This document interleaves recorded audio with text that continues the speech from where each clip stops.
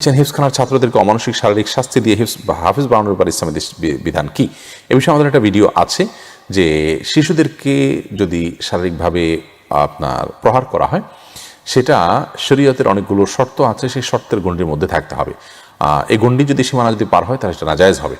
নবী করিম সাল্লাল্লাহু আলাইহি ওয়াসাল্লাম সালাতের উপরে বলেছেন যে মুরু আওলাদাকুম বিসসালাতি ওয়া হুম আবনাউ সাবআ ওয়াদরিবুহুম ইযা বালাগু 10।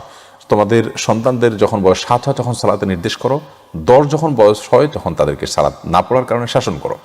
এ হাদিসের আলোকে অনেক উলামায়ে কেরাম বলেছেন 10 বছর বয়সের নিচে থাকলে বাচ্চাকে কোনোভাবে শাসন করা জায়েজ নয়। সালাতের জন্য যদি সালাত শাসন করা না যায় তাহলে অন্য কোনো কিছুর জন্য শাসন করার প্রশ্নই ওঠে না। আর দ্বিতীয় কথা হলো যে শাসন করতে গিয়ে তাকে যদি এভাবে শাসন করা হয় যেটা তার উপরে জুলুম হয়ে যায় এবং তার রক্ত বের হয়ে যায়, শরীরে প্রচণ্ড রকমের দাগ হয়ে যায়, তাহলে সেটা কিন্তু জায়েজ নয়। এটা শুধুমাত্র তাকে সতর্ক করার জন্য করা যেতে পারে। আর শরীয়তে শুধু শিশু নয়, যে কোনো ব্যক্তিকে 10-এর উপরে ব্যথাঘাত করা তো জায়েজই নয়, এমনকি বড়দের জন্য। কারণ বিভিন্ন হাদিস থেকে আমরা জানতে পারি নবী করিম সাল্লাল্লাহু আলাইহি ওয়াসাল্লাম বলেছেন যে আপনার আল্লাহর যে দণ্ডবিধি, এই দণ্ডবিধি অনুযায়ী 10টি বেত্রাঘাত হলো সর্বনিম্ন। অতএব আল্লাহর দণ্ডবিধি ক্রস করা যাবে না।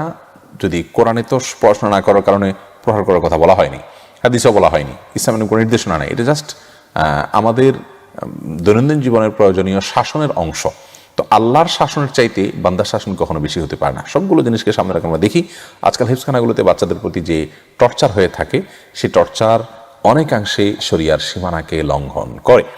এভাবে টর্চার করে হাফেজ বানানোর কোনো যৌক্তিকতা থাকতে পারে না। বাচ্চাদের উপরেই অমানসিক অত্যাচারের কারণে এমনকি একটা সাবজেক্ট সারা দিন এবং রাতের বড় অংশ ধরে তেলাওয়াত করতে করতে এত বেশি বোরিং ফিল করে, এত বেশি ক্রেজি ভাব চলে আসে, স্বয়ং শিক্ষকও একেবারে নন স্টপ ডিউটি করার কারণে তার ভিতরেও একই ভাব চলে আসে। ফলশ্রুতিতে ছাত্রের উপরে অবিচার হয় এবং এর কারণে হেফজখানাগুলো থেকে ঝরে পড়ার হার অনেক বেশি আমাদের দেশে। এত বেশি বাচ্চা হেফজখানা থেকে নষ্ট হয়, ঝরে পড়ে এবং তার হেফজও হয় না, যেটা আসলে বলা বাহুল্য। আমার তো মনে হচ্ছে যে 50%-এর বেশি বাচ্চা হেফজখানা যারা ভর্তি হয় তাদের হেফজ হয় না এবং এর মধ্যে একটা বড় অংশ ঝরে পড়ে। যার কারণে হেফজখানাতে বাচ্চাদের টর্চারের বিষয়টা অবশ্যই আপনার আমাদের মাথায় রাখা উচিত, যেটা জুলুমের এবং শরীয়তের সীমানা যেন লঙ্ঘন না হয় সেদিকটা খেয়াল করা উচিত। জাস্ট একটু ভয় দেখানোর জন্য হালকা পাতলা শাসন হতে পারে, সেটাও শর্ত সাপেক্ষে।